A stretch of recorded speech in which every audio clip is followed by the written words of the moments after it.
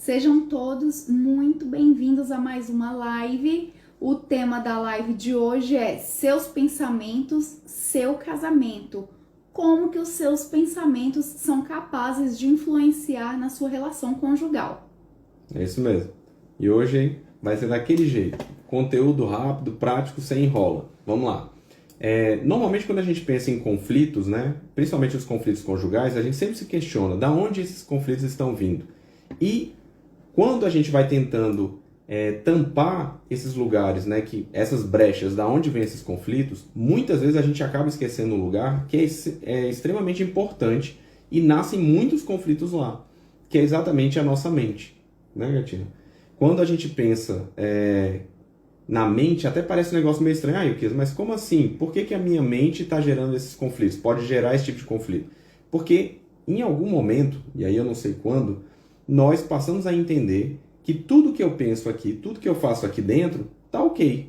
Então, como não, aqui eu sou totalmente livre, aqui eu posso pensar, aqui eu posso xingar, aqui eu posso ser uma pessoa sem determinados freios morais. Só que qual o problema disso? O problema disso é que quando você parte do pressuposto que a sua mente é livre de qualquer tipo de questão de certo e errado, isso acaba muitas vezes prejudicando na vida real. Por quê? Porque o seu pensamento ele não fica lá isolado sem nenhum tipo de consequência. Ele não é uma ilha, né? Ah não, está isolado lá, não gera nenhuma repercussão. Não, ele gera determinadas repercussões. É só você parar para pensar o seguinte, se em um determinado dia você pensa em ser, vamos colocar aqui, você pensa, o meu marido não merece o amor que eu dou a ele.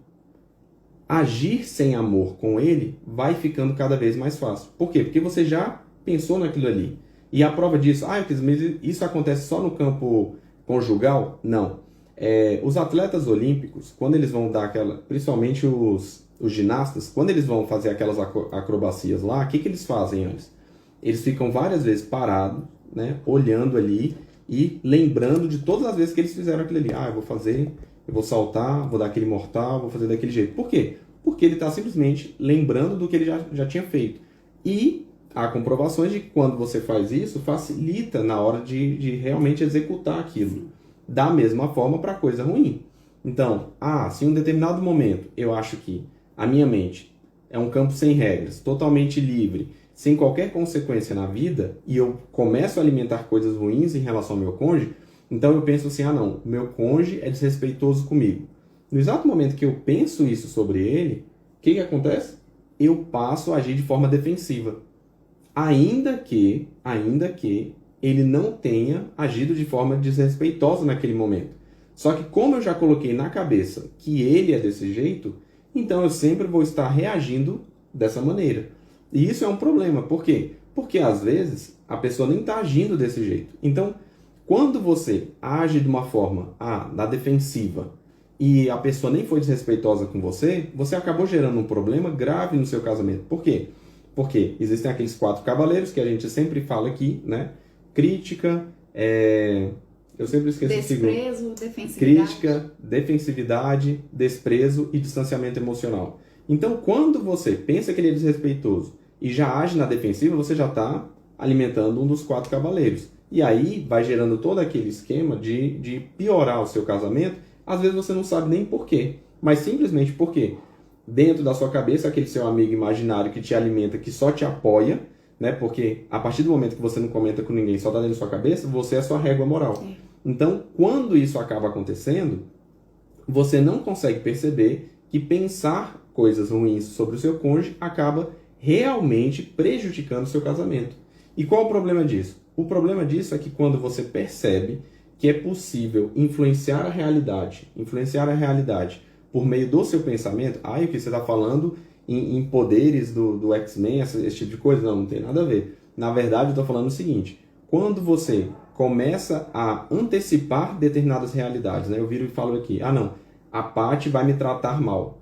Quando eu penso nisso, e eu já vou agir como se ela fosse, perceba, não é que eu mudei a realidade, é que eu já agi como se a realidade tivesse mudado.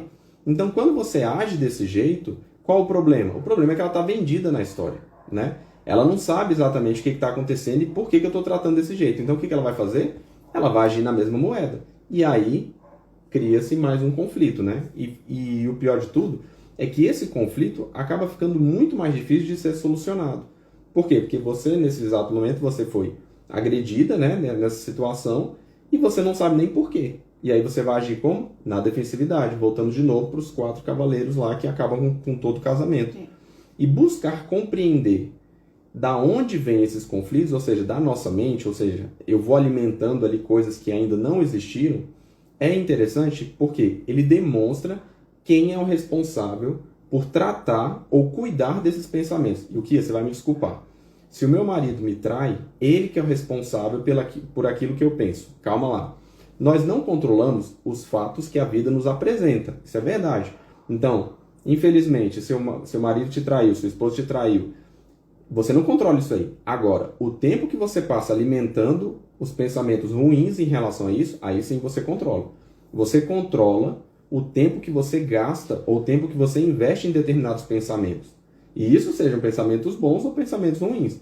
Na nossa situação aqui, dentro do nosso tema aqui, investir ou alimentar pensamentos ruins só vai piorar a situação. Por quê? Porque pode ter certeza, você não vai ter nenhuma ideia muito boa pensando algo ruim sobre o seu cônjuge que fez por merecer, ainda que ele tenha feito. Mas, infelizmente, quando você faz isso, você vira, igual a nossa live de ontem, você vira vítima da situação. E por virar vítima da situação, você não consegue evoluir, né, dentro dessa lógica. Então, a gente já conseguiu definir da onde vem, ou seja, a nossa mente não pode ser um lugar totalmente livre do bem e do mal, porque ela influencia a nossa realidade. Segundo ponto, eu sou responsável pelos meus pensamentos, ainda que os fatos apoiem aquilo que eu estou pensando, mas existe uma diferença entre racionalizar a situação e você alimentar determinados pensamentos, né? Então já conseguimos verificar 2 coisas. Então, aonde e quem é responsável? Você é responsável. Então, a partir do momento que você é responsável, perceba que na resolução de conflitos, um dos pontos extremamente importantes é aquele ponto que você tem que pensar no todo, no contexto. Como eu vou aplicar determinadas técnicas, como que eu vou enxergar, como que eu vou agir nesse meio. E quando você passa a enxergar esse panorama de forma completa, você tende a se planejar. E parte desse planejamento tem que passar por onde? Tem que passar da onde vem esse conflito, quem causa esse conflito, quem é responsável por resolver esse conflito, né? E um desses pontos é exatamente você entender que aquilo que você tem pensado sobre o seu cônjuge vai realmente influenciar. E aí a gente pode estender um pouco mais, não só no sentido de você pensar mal do seu cônjuge, mas também a própria ideia que você tem de casamento também acaba por influenciar isso. Por quê? Por exemplo, se o meu conceito de casamento é um conceito ruim, normalmente eu vou agir como se ele realmente fosse. Então, Yukias, como assim? Vamos lá, para o exemplo típico, né? O exemplo típico. O homem acha que casa e perde a liberdade, e a mulher acha que foi enganada porque o homem não é aquilo que ela achou que ia ser. Então, pronto, temos o caso típico aqui. 99% das pessoas. Pronto, pegando essa situação. Se você já age desse jeito, ainda que não tenha motivos ou fatos reais para isso, você começa a gerar um ciclo. Sim. Né? Eu vou agir desse jeito porque eu sei que ele não é exatamente assim. Aí a pessoa do outro lado está vendida na história que ela não sabe. Como você já age com o pé atrás, ou seja, já fica na defensiva, você não tem a possibilidade de realmente conversar de forma íntegra, de forma sincera e de forma profunda com o seu cônjuge. Ao não conseguir conversar de forma íntegra, sincera com o seu cônjuge, o que vai acontecendo? O distanciamento. Né? Concorda? Concordo. E a gente tem que sempre lembrar que o cérebro humano ele é uma máquina maravilhosa. Então, se você vai dando munições para ele, alimentando determinados pensamentos contrários ao seu cônjuge, daqui a pouco você está agindo assim como se isso realidade realmente fosse. Sendo que há reais malefícios em fazer isso porque você maquia a realidade, né? E você passa a agir como se aquela situação que sua mente criou fosse a sua realidade, quando na verdade sequer passou perto de ser aquilo ali.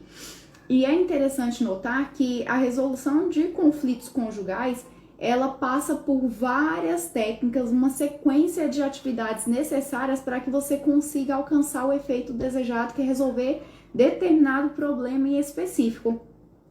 Então, quando você alimenta a sua mentalidade, a sua forma de pensar de maneira contrária ao seu cônjuge, primeiro que quando você vai resolver o conflito, você não escuta. Você ouve, mas não escuta.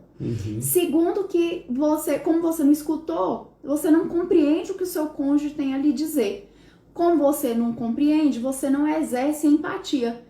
Como você não exerce a empatia, você novamente não compreende o que a pessoa que está com você quis te falar. E aí, não compreendendo, você faz o quê? Não resolve aquele problema. Não resolvendo aquele problema, você agrava a situação.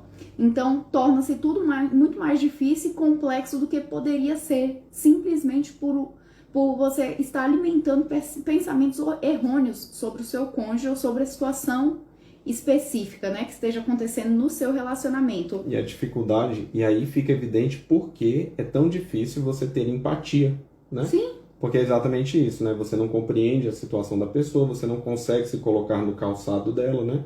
E como você não consegue enxergar com os olhos do outro, você também tem uma dificuldade também de expressar os sentimentos, né, em relação ao outro e entender os sentimentos dele também, né? Sim. E tudo isso vai dificultando o quê?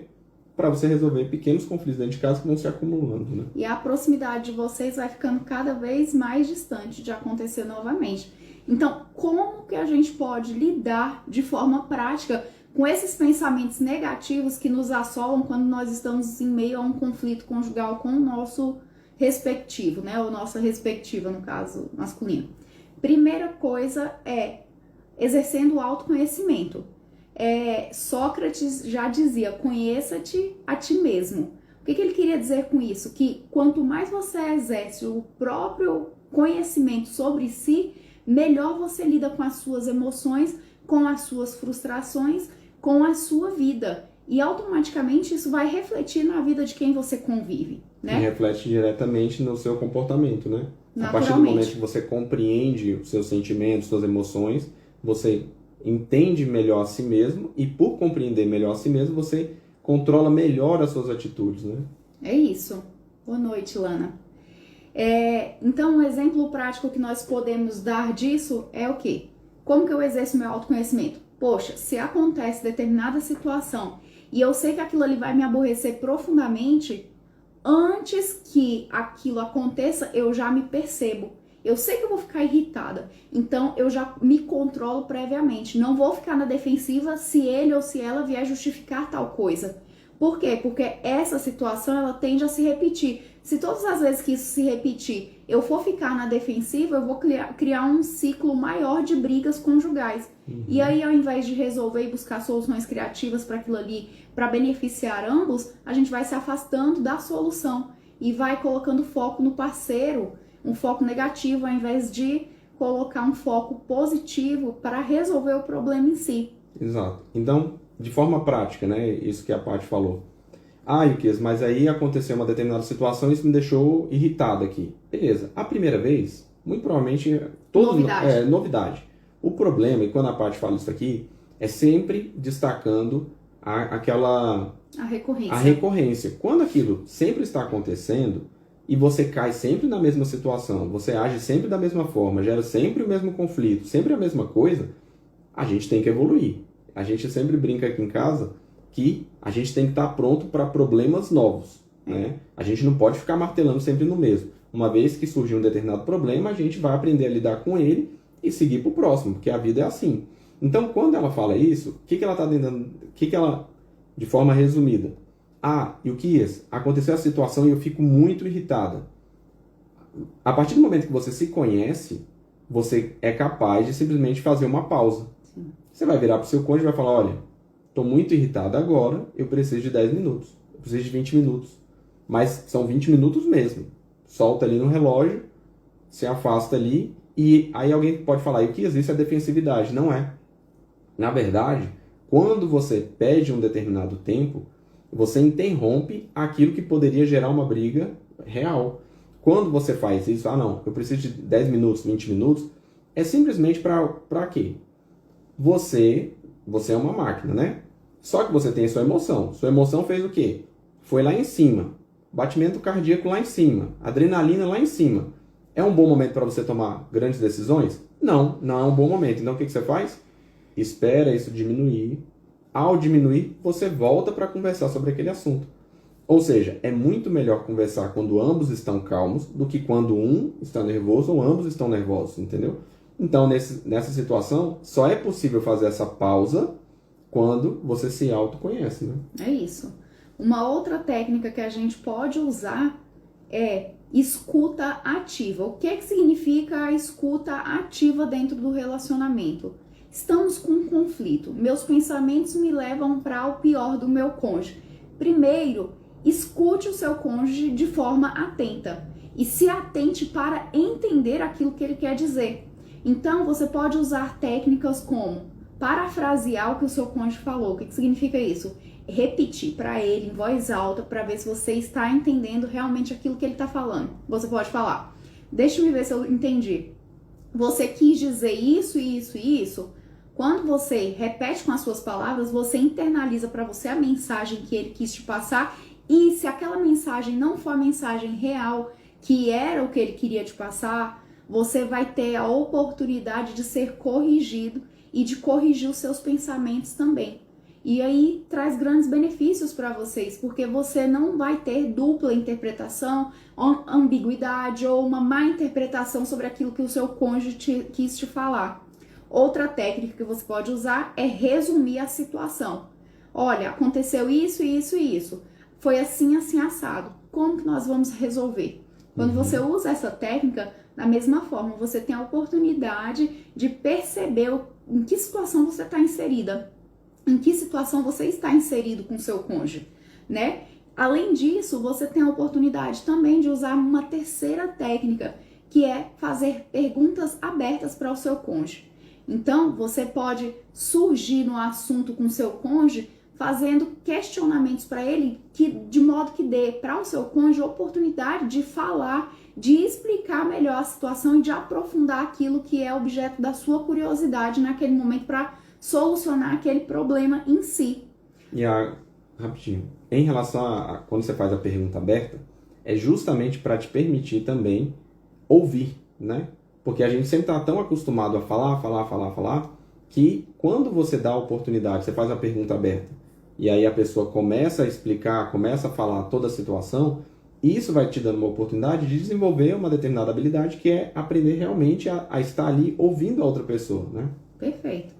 Uma outra técnica que você pode utilizar quando seus pensamentos quiserem te levar para longe do seu cônjuge, vamos assim dizer, é utilizar técnicas de negociação para poder resolver aquele problema específico. Como que a gente faz isso? Através de uma abordagem colaborativa entre os cônjuges. Uma abordagem que ambos trabalhem no objetivo comum e ambos sejam capazes de ceder em maior ou menor medida para que aquele objetivo em comum seja alcançado. E aí, durante a negociação, vocês têm a oportunidade de estabelecerem regras sobre aquela conversa, sobre aquele problema em si. Então, vocês podem estabelecerem regras prévias de: amor, você concorda em a gente conversar sobre esse assunto, mas nenhum dos dois vai falar alto? Concordo. Então, os dois vão ter que se conter. Vão ter que desenvolver a habilidade de se conterem para poder ter uma solução melhor dos problemas. Ou vocês podem utilizar uma outra regra, que é: amor, não vamos nos interromper. Quando eu estiver falando, você vai me deixar falar. Quando passou a hora de falar, você vai falar e eu não vou te interromper.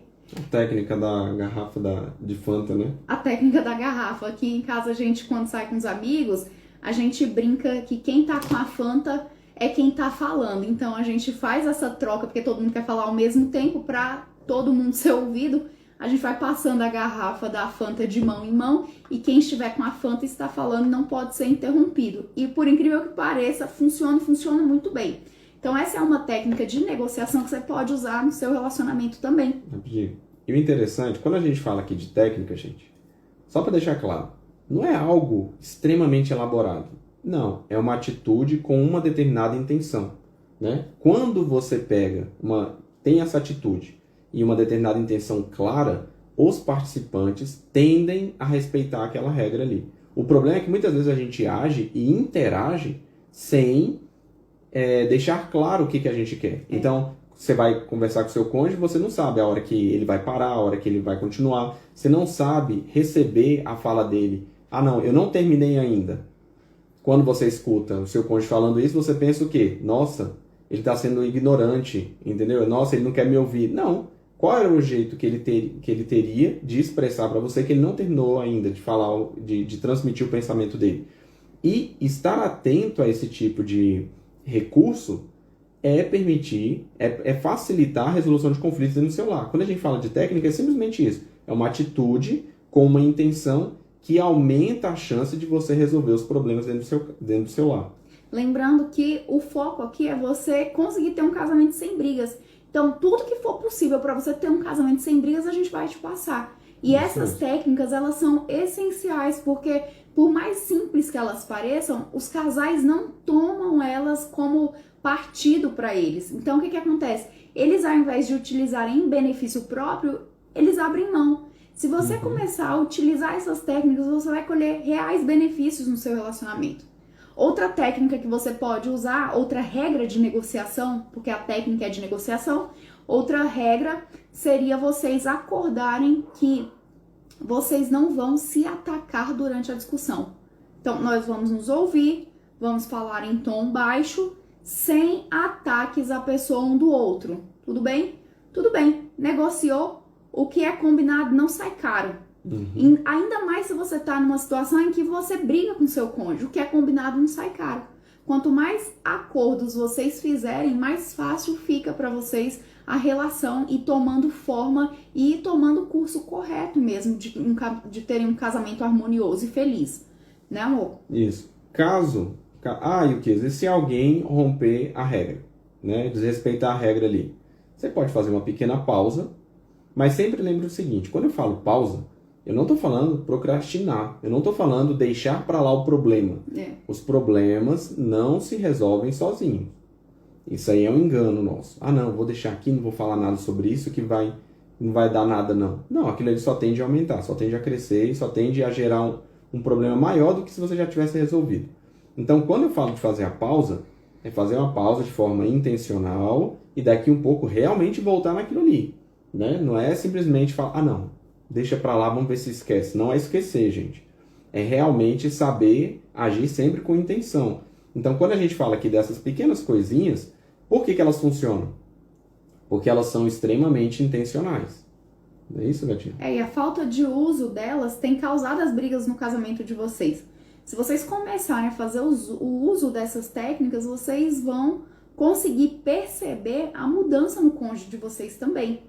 Outra forma que você tem para abordar o seu cônjuge e evitar os pensamentos que te levam para longe dele é você fazer uma busca por soluções colaborativas que sejam realmente úteis para resolver aquele problema que vocês estão passando naquele momento. Então, primeira coisa, vocês definirem de forma clara e objetiva qual é o problema que vocês estão resolvendo.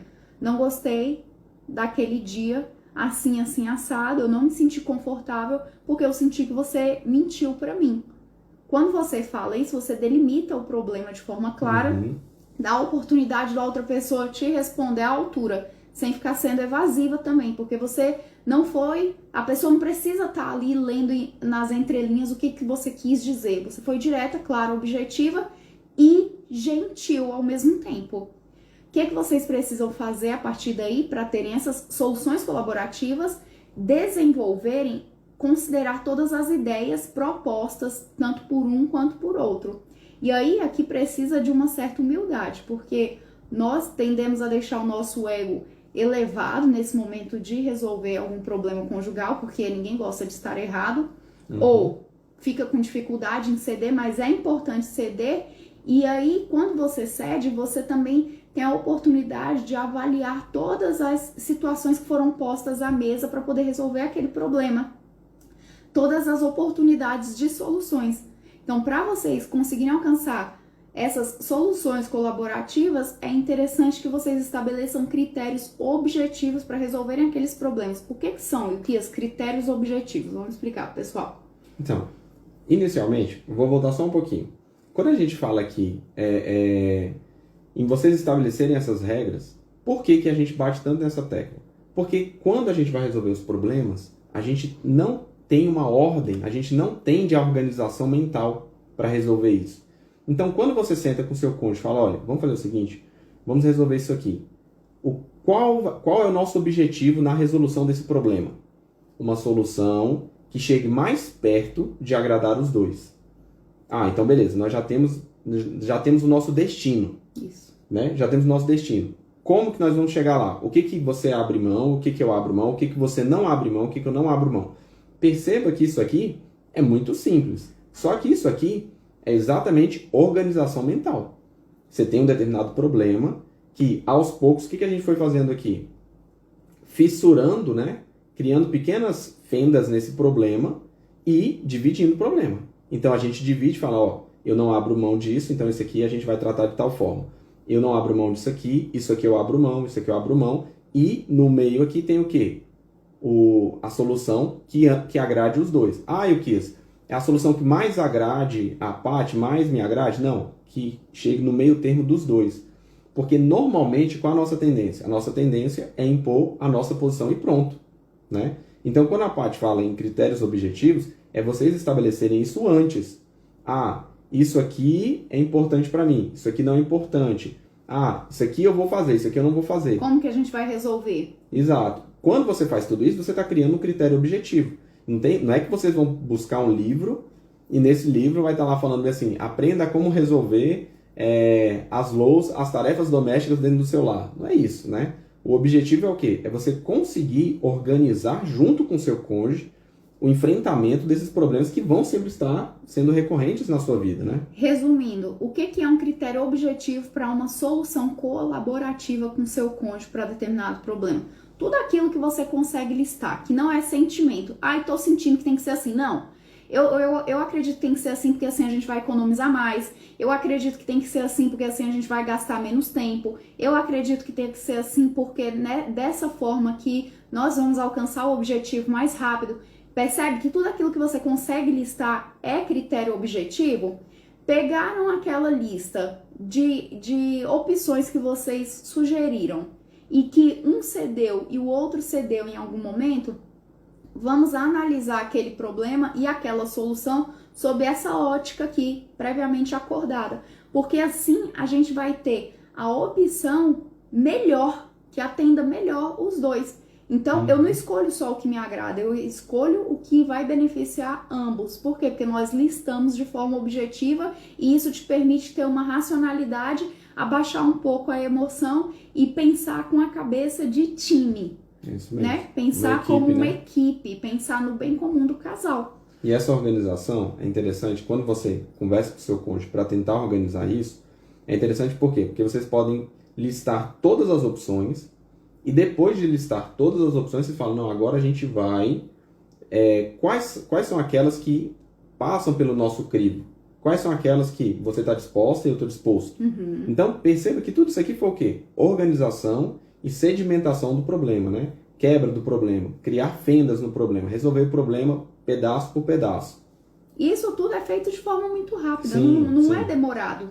Mas é porque daqui que A vocês demora consigam... só para explicar. Daqui que vocês consigam se perceberem, ou seja, se autoconhecerem, utilizarem essas técnicas, isso se torna muito prático dentro da jornada e da rotina do casal. É uma conversa, é um bate-papo ali, coisa rápida. Uhum. Aqui em casa, como que a gente faz? Geralmente nas horas das refeições, né, amor? Sim. A gente senta e fala, olha, temos um problema tal, como que a gente vai resolver isso? Bem, qual a sua opinião? Minha opinião é essa. O que você acha dessa? Não gostei. Vamos arrumar uma outra solução? Vamos arrumar uma outra solução. E essa também não gostei. Por que você não gostou? E você vai apresentando argumentos, você vai ganhando o seu cônjuge com argumentos, não com o seu emocional apenas, né? Porque há problemas realmente que Sim. o cônjuge ganha o outro pelo emocional. É natural. Mas essa não é a regra. Os casais, eles não conseguem solucionar os seus problemas e isso se tornam brigas justamente porque fogem à normalidade da discussão de um problema trivial, né? E aqui, esse exemplo que a Paty deu, né? Da forma que a gente faz para resolver determinados conflitos. A gente aqui, diferente do que as pessoas podem pensar, ai meu Deus, a Paty fala e o Kias concorda, e o Kias fala e a Paty concorda. Não, não é bem assim. Às vezes, para enfrentar determinados problemas, a gente fica discutindo aquilo ali dias e dias. Só que a gente tem uma diferença. A gente não precisa, não tem como certo resolver aquilo no primeiro momento que é apresentado. Ah, um determinado problema. Apresenta ali, não, a gente vai discutindo. A gente discute, no café da manhã, Vou aí pensar depois, melhor sobre vou isso. pensar, aí depois no carro, aí no outro café da manhã, na janta, no almoço. Então a gente fica revisitando aquele problema ali, mas sempre entendendo que somos uma equipe. Né? Eu acho que essa é a grande diferença. Eu não preciso lutar contra ele, Desculpa. ele não precisa lutar contra mim. Essa não é a ideia não é vencer sozinha, a ideia é a equipe vencer. E aí, para você tornar essas práticas compatíveis com a sua realidade, você precisa ser flexível. Não há como você ter um casamento sem brigas se houver rigidez, porque você vai sempre querer bater o pé e estar certo ou certa naquela situação quando isso não é a realidade. Nós somos seres humanos e nós erramos. Então, sermos flexíveis é um requisito para a gente conseguir aplicar essas técnicas de resolução de conflitos conjugais com mais tranquilidade. E volta naquilo que você falou da humildade, né? A necessidade de ser humilde, de reconhecer que eu sou um ser humano, nem sempre eu vou estar certo, o meu cônjuge talvez esteja tendo uma visão mais ampla daquele problema do que eu, e eu aceito essa condição. Eu coloco o meu ego no saco, no fundo do saco, para poder compreender que aquele problema, a minha visão pode estar limitada. E aí eu começo a ceder, eu começo a ficar mais flexível, justamente para conseguir alcançar um casamento sem brigas. Porque um casamento é feito de duas pessoas. Então, necessariamente, alguém em algum momento vai estar errado quando está resolvendo um conflito. Em que momento que a gente percebe isso? No autoconhecimento. Em que momento que a gente conversa com o nosso cônjuge sem brigar? Quando a gente está capacitado, utilizando as técnicas corretas dentro da rotina do casal. Isso mesmo. Né, meu amor? Gostei. Finalizou bem. Então, assim, lembrando que casamento é ali, ó, você trabalhar constantemente para a melhoria dele. Não é um processo pronto e acabado, que você bate carinho e falou, casei, acabou, vou me aposentar aqui porque eu não tenho mais nada o que fazer. Não, é um processo. Todo dia você dá um passo além. Todo dia você trabalha para o bem comum. Todos os dias você vai ter um conflito ou outro para resolver, desde o mais simples ao mais complexo. E assim vocês, como equipe, vão vencendo essa batalha e trabalhando para a felicidade do casal. Porque um casal que não briga, ele é um casal feliz. É um casal que tem paz dentro de casa, é um casal que tem a confiança estabelecida, é um casal que muito provavelmente em algum momento pode ter tido uma insegurança, mas que essa insegurança não faz parte da rotina conjugal. E isso traz muito mais tranquilidade para o casal, traz um senso de confiança mútua e de estabilidade mesmo para a relação. E quando a gente fala estabilidade, não é que não vá haver nenhum problema. Problemas existem, desafios existem, eles sempre vão existir, mas a gente sabe que eles sempre vão existir. A gente não vai tomar ações para sempre termos problemas novos, ao invés de ficarmos repetindo anos e anos os mesmos problemas. Então, essa é a grande chave, é você conseguir controlar os seus pensamentos para agir de forma correta e ter um casamento sem brigas. Boa, gostei aí do resumo. É isso, pessoal. Nós estamos encerrando por aqui. Hoje foi mais rápida, né? Foi mais curta. Foi mais direta. Mas foi bem objetiva, com dicas práticas que são essenciais para você implantar aí no seu casamento. Isso mesmo, pessoal. Faça isso e depois vem aqui e conta o resultado pra gente nos comentários ou no direct. A gente vai adorar saber como que foi, tá bom? Isso mesmo. Compartilhe a história de vocês conosco. Até mais, pessoal. Tchau, tchau. Boa noite. Boa noite. Tchau, tchau.